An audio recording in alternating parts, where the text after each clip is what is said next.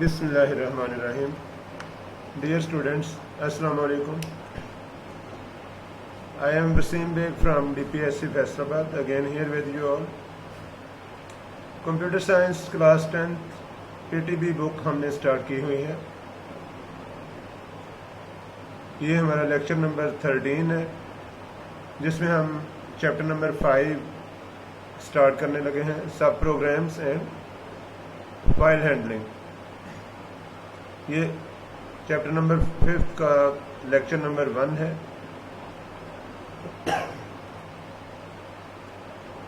What is a sub program? As a program gets longer, it becomes more difficult to handle. A separate large program is divided into smaller, more manageable parts called subprograms or modules. There are two types of subprograms: built-in or intrinsic and user-defined subprograms. अब इस concept को understand करने की कोशिश करें कि सब programme होता क्या है। Sub mean subordinate program of a large program, यानी एक बड़े प्रोग्राम का छोटा हिस्सा, smaller part, more manageable part. अब देखिए, अगर आपका प्रोग्राम बहुत बड़ा है, फॉर एग्जांपल आपने किसी अदारे का इन्वेंट्री मैनेजमेंट सिस्टम बनाया है या प्रोडक्शन मैनेजमेंट सिस्टम बनाया है, तो वो बहुत बड़ा हो सकता है। मिलियंस ऑफ लाइंस आपको कोड करनी पड़ सकती हैं और उसके बाद जाके वो आपका प्रोग्राम जो है वो कंप्लीट होगा। तो अब अगर आप एक ही फाइल में लाखों लाइंस लिखेंगे, तो हर बार जब उस फाइल को ओपन करेंगे तो स्पेसिफिक कोड सर्च करने के लिए आपको बहुत काम करना पड़ेगा। और फिर इसके अलावा एक और जो इशू आपको आएगा वो ये कि आपने प्रोग्राम के किसी एक हिस्से को आपने मॉडिफाई करना है, लेकिन सारे के सारे प्रोग्राम को आपको बार बार जो सा वो रिव्यू करना पड़ रहा है। तो फिर आपके पास एक ऑप्शन दी गई सब प्रोग्राम्स की। इसकी मदद से हम क्या करते हैं कि हम प्रोग्राम को एक ही फाइल में नहीं लिखते, बल्कि सेपरेट फाइल्स बना लेते हैं और हर फाइल को हम सब प्रोग्राम का नाम देते हैं, या हम उसे कहते हैं कि ये एक मॉड्यूल है। और आप यूँ अंडरस्टैंड करें कि डिफरेंट मॉड्यूल्स मिलके एक पैकेज बनता है, एक सॉफ्टवेयर पैकेज बनता है। यानी एक फॉर एग्जांपल अगर आप माइक्रोसॉफ्ट वर्ड यूज़ कर रहे हैं तो उसमें बहुत से सब प्रोग्राम्स हैं, जैसे फाइल ओपन का एक उसमें मॉड्यूल है, फाइल को प्रिंट करने के लिए एक मॉड्यूल है, स्पेलिंग चेकिंग का एक मॉड्यूल है, फॉर्मेट के लिए एक मॉड्यूल है, टेबल इंसर्ट करने के लिए एक मॉड्यूल हो सकता है। इसी तरीके से art and drawing, insert tools, grammar check करनी है आपने प्रिंट का प्रीव्यू देखना है। तो ये सारे के सारे मॉड्यूल्स हैं और इनसे मिल के माइक्रोसॉफ्ट वर्ड बना। तो आप यूँ अंडरस्टैंड करें कि एक बड़ा प्रोग्राम एक छोटे छोटे प्रोग्राम से मिलके बनता है, यानी बड़ा प्रोग्राम एक जो सा है वो स्मॉलर या स्मॉल प्रोग्राम से मिलके वो बनता है। इसकी एग्जांपल आप ऐसे लें, जैसे कार अगर आपके पास है तो वो कार जो से वो अगर आप उसको देखें तो उसमें व्हील्स भी हैं, उसमें उसका इंजन सेपरेट है, उसके अलावा उसका जो टेरेन सिस्टम है वो सेपरेट है, सीटिंग उसकी सेपरेट है, इसके अलावा उसका स्टीयरिंग का सिस्टम वो सेपरेट है, ब्रेकिंग सिस्टम सेपरेट है। तो एक्चुअली वो डिफरेंट मॉड्यूल्स हैं जो मिलके तो आपकी कार बनाते हैं। इसी तरीके से एक बड़ा प्रोग्राम जो आप यूज़ करते हैं वो स्मॉलर मॉड्यूल्स या सब प्रोग्राम्स पे मुश्तमिल होता है। और सब प्रोग्राम्स के टू टाइप्स हैं फर्दर, बिल्ट इन जिन्हें इंट्रिंसिक भी कहा जाता है और यूज़र डिफाइंड। बिल्ट इन सब प्रोग्राम्स वो होते हैं जो ऑलरेडी आपको लैंग्वेज के साथ दिए गए हैं। तो बिल्ट इन अगर आप फंक्शंस की बात करें, these functions perform operations on their operand and return some value. Basically, these are programs that have been written by developers of the language and have been incorporated in it. These functions are known as built-in functions or standard functions or library functions और intrinsic functions। यानी built in function वो हैं कि जब आपने language जो सी वो install की को उसके साथ ही इंस्टॉल हो गए, ये आपको नहीं बनाने पड़े। इसकी एग्जांपल आप यूँ लें कि सपोज आपने जब कार ली तो उसमें बहुत से ऑलरेडी फंक्शंस थे, जैसे उसमें स्टीयरिंग या एपीएस फंक्शन उसमें मौजूद था, उसमें रेडियो लगा हुआ था फॉर एग्जांपल, ब्रेकिंग सिस्टम उसमें ऑलरेडी मौजूद था, जीपीएस का फंक्शन उसमें ऑलरेडी आपके पास मौजूद था, और एडिशनली आपने उसमें फॉर एग्जांपल साउंड सिस्टम लगवा लिया, एडिशनली आपने उसमें फॉग लाइट्स लगवा ली। तो जो बिल्ट इन फंक्शंस हैं ये वो हैं जो ऑलरेडी आपको प्रोग्रामिंग लैंग्वेज के साथ ही मिल जाते हैं, और जो प्रोग्रामिंग लैंग्वेज में मौजूद नहीं होते और आपको खुद बनाने पड़ते हैं उन्हें फिर हम कहते हैं कि ये हमारे जो से ये यूज़र डिफाइंड फंक्शंस है। तो बिल्ट इन फंक्शंस क्या है? बिल्ट इन फंक्शंस को अभी हमने डिफाइन किया, these functions perform operations on their operand and return some value. Basically these are programs that have been written by developers of the language and have been incorporated in it. These functions are known as built-in functions or standard functions or library functions or intrinsic functions. तो ये चारों इसी के नाम हैं। आप इसको built in भी कह सकते हैं, स्टैंडर्ड भी कह सकते हैं, लाइब्रेरी फंक्शंस भी कह सकते हैं और इंट्रिंसिक फंक्शंस भी कह सकते हैं। बिल्ट इन फंक्शंस को टू कैटेगराइज में यहाँ बुक में बयान किया गया है। नंबर 1 न्यूमेरिक फंक्शंस, जिसमें एपीएस फंक्शन है, इंट फंक्शन है, एसक्यूआर फंक्शन है, सिन फंक्शन है, फिक्स फंक्शन है, टैब फंक्शन है, आरएनडी फंक्शन है, लॉग फंक्शन है, एसपीसी फंक्शन है, बीप फंक्शन है, इसी तरह डेट फंक्शन है, और सेकंड इसकी टाइप है स्ट्रिंग फंक्शंस, जो स्ट्रिंग के मतलब हैं, यानी टेक्स्ट टाइप डेटा के मतलब हैं। ऊपर वाला नंबर्स के मतलब है, नीचे वाला टेक्स्ट टाइप डेटा के मतलब है। तो इसमें एलियन फंक्शन है, वैल फंक्शन है, मिड फंक्शन है, स्पेस फंक्शन है, राइट फंक्शन है, लेफ्ट फंक्शन है और CHR फंक्शन है। तो अब इंशाल्लाह हम इनको वन बाय वन जो सा वो स्टडी करते हैं। Built in functions, numeric functions, और इसमें फर्स्ट फंक्शन हम पढ़ने लगे हैं ABS, stands for absolute value.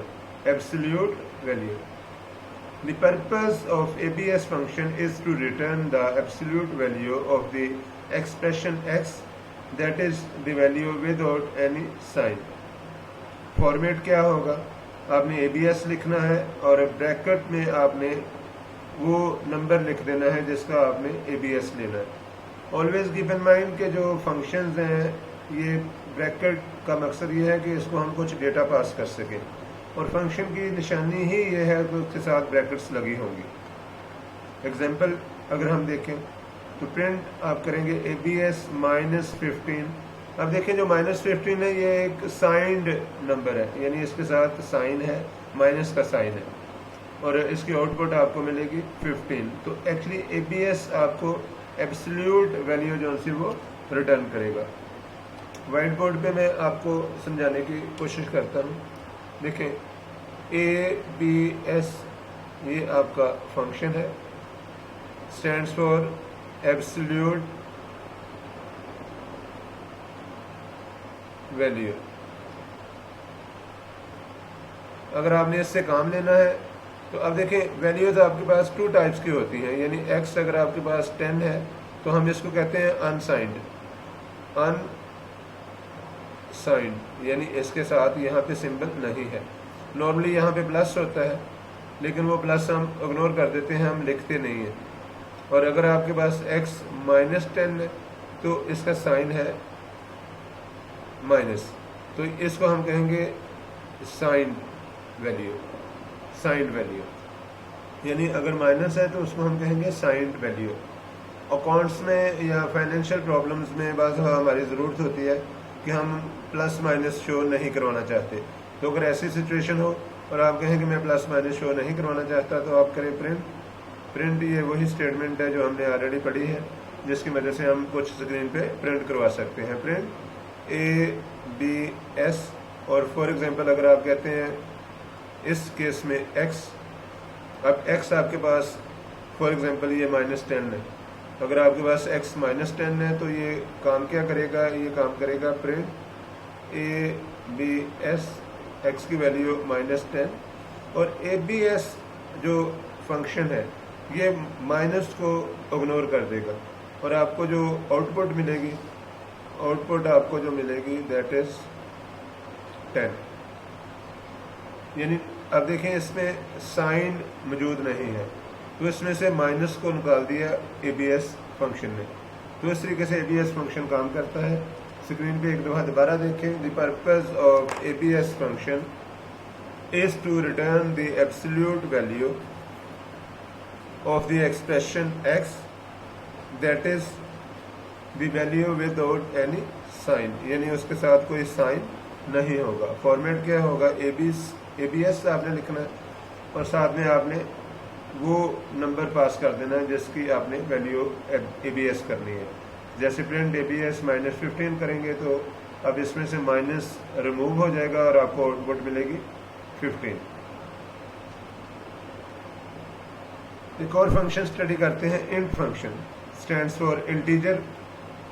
This function returns the lowest integer less than और इक्वल टू x, यानी ये फंक्शन आपको इंटीजरल पार्ट जो सा वो रिटर्न करेगा। In case of whole number it return the same number, और अगर वो होल नंबर है तो ये आपको सेम नंबर जो सा वो रिटर्न कर देगा। अभी मैं एग्जांपल से आपको समझाता हूँ। फॉर्मेट क्या होगा, इंट और ब्रैकेट में आपने वो नंबर जो सा वो पास कर देना। प्रिंट इंट 3.99 अगर आप करते हैं तो अब इसमें देखें 3 पॉइंट के बाद 99 मौजूद है, लेकिन जो आउटपुट होगी वो सिर्फ 3 होगी, क्योंकि जो इंट फंक्शन है इसने सिर्फ जो उसका इंटीजर है वो लेना है, फ्रैक्शनल पार्ट नहीं लेना। इंटीजर लेना है, फ्रैक्शनल पार्ट नहीं लेना। यानी इसको हम कैसे यूज करेंगे, आप करेंगे इंट फंक्शन का आप नाम लिखेंगे इंट और ब्रैकेट में आपने लिख देना है वो नंबर जिसका आपने इंटीजरल पार्ट जो सा वो लेना है। फॉर एग्जांपल अगर आपके पास x = 5.70 है तो अब इसमें देखें ये फ्रैक्शनल पार्ट है, ये वाला इसका इंटीजर है। तो जब आप करेंगे प्रिंट x तो एक्चुअली अगर आप करेंगे प्रिंट इंट ऑफ x तो अब ये इसने सिर्फ इंटीजर इसका निकालना है जो कि 5 है। तो आपको जो आउटपुट मिलेगी वो मिलेगी 5 सिर्फ आपको आउटपुट मिलेगी, क्योंकि जो पॉइंट के बाद वाला हिस्सा है वो फ्रैक्शनल पार्ट है और इंट फंक्शन सिर्फ इंटीजर जो सा वो उठाता है, ये कुछ और नहीं लेगा। और फॉर एग्जांपल इन केस के अगर आपने इंटीजर ही पास किया, फॉर एग्जांपल आप कहते हैं x = 10 और आप कहते हैं प्रिंट इंट ऑफ x, अब इसकी जो आउटपुट होगी वो एक्चुअली 10 ही होगी। उसकी रीज़न ये है कि 10 के साथ कोई फ्रैक्शनल पार्ट यहाँ पे मौजूद नहीं है। तो जब फ्रैक्शनल पार्ट मौजूद नहीं है तो सेम टू सेम नंबर जो सा वो प्रिंट हो जाएगा। तो इसको दोबारा देखें स्क्रीन पे। Int this function return the lowest integer less than और equal to x। In case of whole number it return the same number. Format क्या है, इंट और आपने वो नंबर पास करना। एग्जाम्पल में जैसे आप कहते हैं प्रिंट इंट 3.99 और आउटपुट आपको मिलेगी 3, क्योंकि पॉइंट के बाद वाला जो फ्रैक्शनल पार्ट है दैट विल बी इग्नोर्ड। एक और फंक्शन देखते हैं, SQR फंक्शन है, स्क्वायर रूट के लिए यूज होता है जो आप जज़र लेते हैं।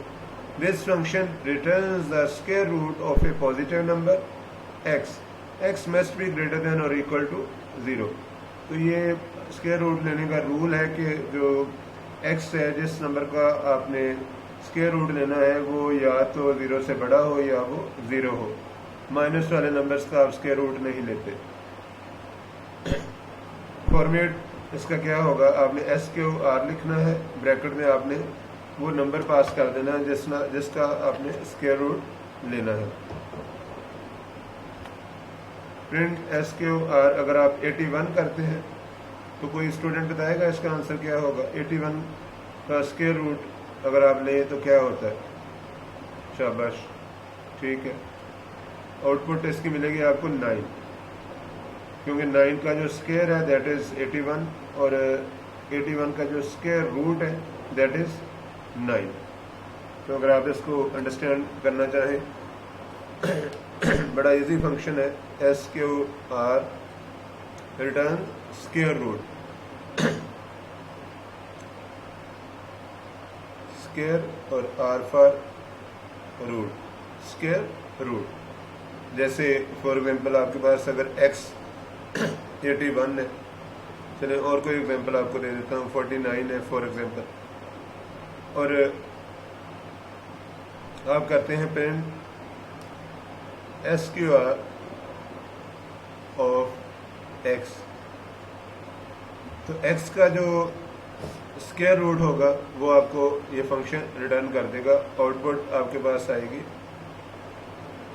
आउटपुट आपके पास आएगी शाबाश 7, क्योंकि 7 का जो स्क्वायर होता है दैट इज़ 49 और 49 का जो स्क्वायर रूट है वो 7 होगा। इसको अगर आप अंडरस्टैंड करना चाहें तो actually 7 × 7 that is equal to 7 raise to the power 2, और जो स्क्वायर रूट होता है उसको आप 7 रेज़ टू द पावर 2 इस तरीके से जो सा वो लेते हैं, या आप कह सकते हैं 7 raise to the power 2 multiply by 1/2, क्योंकि जो स्क्वायर रूट है ये 1/2 इसकी वैल्यू होती है, that is equal to 7 raise to the power 2/2, that is equal to ये क्रॉस हो जाएगा 7, जो कि हमें यहाँ पे फाइंड हुआ। तो थोड़ा सा मैथ भी आपकी जो सी मैथमेटिक्स वो स्ट्रॉन्ग होनी चाहिए, फिर आप इन चीज़ों को अंडरस्टैंड ज़्यादा बेहतर तरीके से कर सकते हैं। तो square root function basically returns square root of a given number and number must be greater than और इक्वल टू 0। दोबारा देख लें, this function returns the square root of a positive number x must be greater than और equal to 0। Format square root bracket में आपने वो number जो सा वो दे देना है, और जैसे हम कहते हैं print square root of 81, output will be 9। एक और फंक्शन देखते हैं sin फंक्शन या sine function. This function is used to find the trigonometric ratio called sine of an angle x expressed in radians. जिस तरीके से आप डिग्रीज यूज करते हैं ना 360 डिग्री, इसी तरीके से रेडियंस होते हैं, और जो साइन है that is equal to x × pi divided by 180। ये इस फार्मूला से आपको वैल्यू जो सी वो रिटर्न करेगा। फॉर्मेट क्या होगा, आपने साइन लिखना है और ब्रैकेट में आपने वैल्यू पास कर देनी है। जैसे आप कहते हैं sine pi multiply by 30 divided by 180, और पाई की वैल्यू आपको पता है कि 22/7 होती है। तो अगर आप इसको अंडरस्टैंड करना चाहें, जैसे पाई 22/7 है और आपने कर दिया print sine pi multiply by 30 180, output आपको 0.99 मिलेगी। क्योंकि जो पाई 22/7 है दैट इज इक्वल टू रफली इक्वल टू शाबाश बताएं 3.142 हम आमतौर से पाई की वैल्यू जो सी वो ले लेते हैं, और अगर आपने एक्यूरेटली कैलकुलेट करना है तो इसकी वैल्यू है 22/7। और साइन फंक्शन आपको रिटर्न करेगा sine of a trigonometric ratio called sine of an angle x expressed in radians. तो अगर आप इसको सिस्टम पे देखना चाहें तो आपने काम क्या करना है, आपने sin फंक्शन यूज़ करना है। एक्चुअली मार्कर खुश्क हो रहे हैं गर्मी की वजह से। sin फंक्शन आपने यूज़ करना है और ये रिटर्न आपको करेगा साइन ऑफ एन एंगल, कोई भी एंगल। फॉर एग्जांपल आपके पास एंगल है 60 डिग्री और आप इसका साइन जो सा वो फाइंड करना चाहते हैं। पाई की वैल्यू आपको पता है ये 22/7 होती है, दैट इज इक्वल टू 3.142 रफली 3.142। ये रफली हम इसको अप्रोक्सीमेटली 3.142 ले लेते हैं। और अगर आप करते हैं प्रिंट साइन ऑफ, अब आपने साइन में एक तो पाई की वैल्यू देनी है, आपने पाई पास कर दिया 22/7 मल्टीप्लाई बाय आपने एंगल कर दिया 60 और डिवाइडेड बाय आपने कर दिया 180।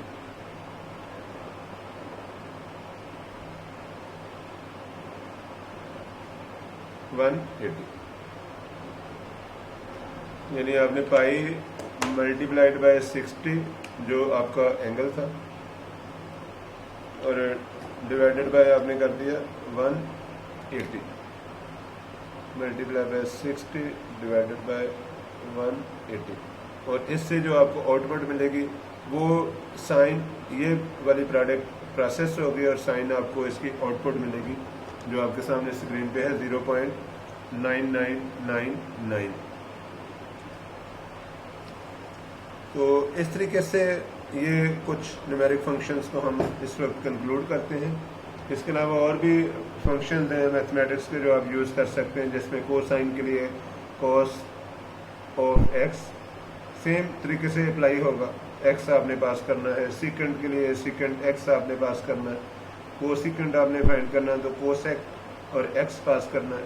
टेंजेंट के लिए आपने tan और x की वैल्यू पास करनी है। और इसी तरह कोटेंजेंट अगर आपने लेना है तो कोट और x की वैल्यू आपने पास करनी है।